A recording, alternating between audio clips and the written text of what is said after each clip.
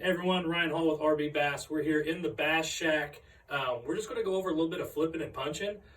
It is late fall, but there is still a flip and punch bite out there right now. I was just on the Delta earlier this week, still caught a bunch of fish, so it's still going. Don't put away those big rods yet because it's still happening.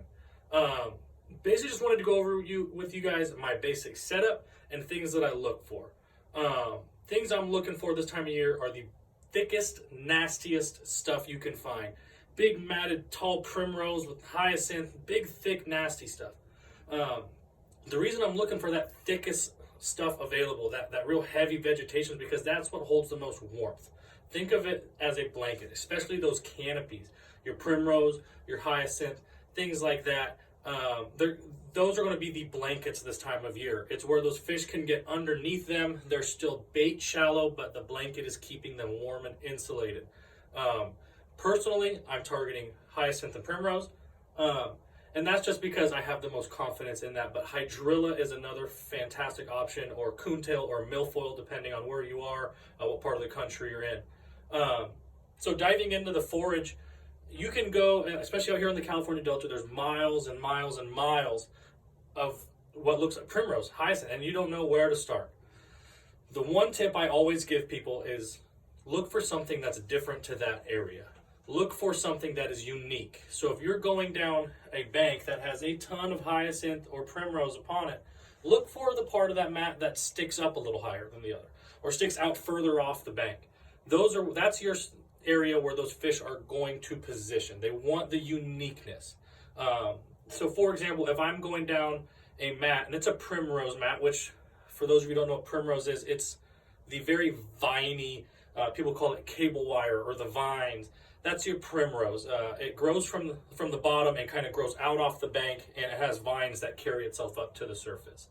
So if I was going down a primrose mat, all right, and there was a clump of hyacinth, which is a weed, looks like lily pads almost, that grows on top of the water, I'm going to target just that patch of hyacinth, being that that's the most high percentage area, because those fish like a mix of vegetation or a uniqueness to where they hide.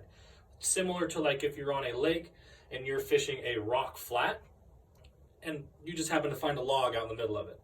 Odds are, amongst that little rock or the pea gravel, that log is going to position and hold that fish. So think of it like that, and we're going to translate that over to our mats, okay?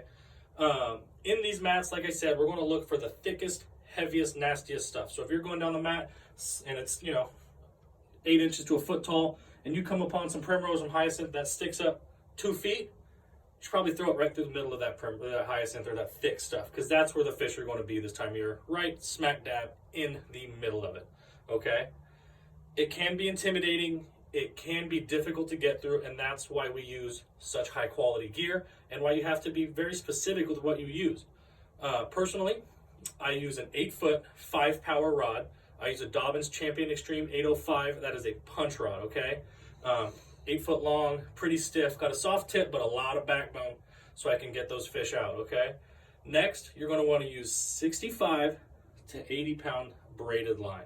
Depending on how line shy your fish are or how thick your stuff is, you can vary between the two. I typically use 65 pound. I prefer a fast gear ratio reel. I have my current punch setups, I'll have 9-to-1 gear ratio reels on them. And it's not because I need to quickly get fish out of the mat.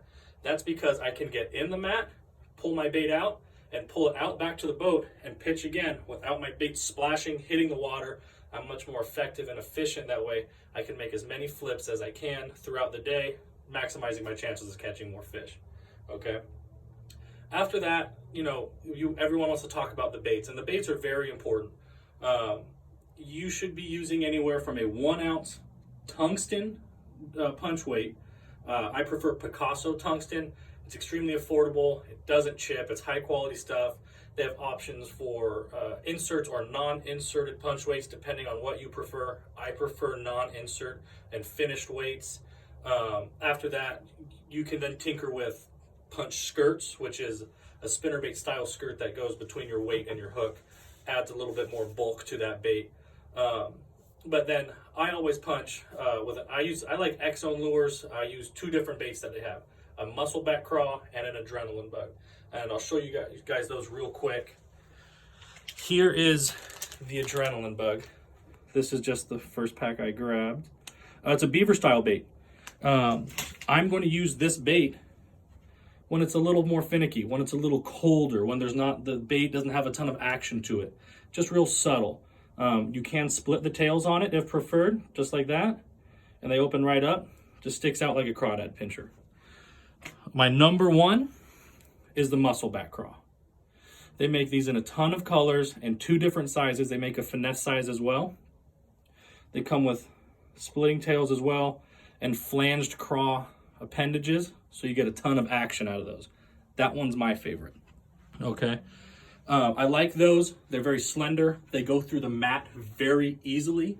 And when it comes to getting through that thick stuff, the lighter weight you can get away with seems to be the most effective for me. Okay. The hook is very important. I always run Gamakatsu hooks. They just came out with a couple new punch hooks. The G Finesse series is phenomenal. I just got done testing a couple of the new hooks out on the Delta last week. Very sharp and great keepers. There's a lot more to it. You know, they're thin wire, they're razor sharp. It helps you get the hook through, keep them pinned. Doesn't blow a huge hole in the fish's mouth. And so when you do get one hung up in the mat, you can just go and get them. That way when they're thrashing around, it's not going to come off because there's a hole the size of a quarter in its mouth, okay? Very thin, very sharp, and very strong. So don't give up on that punch bite yet.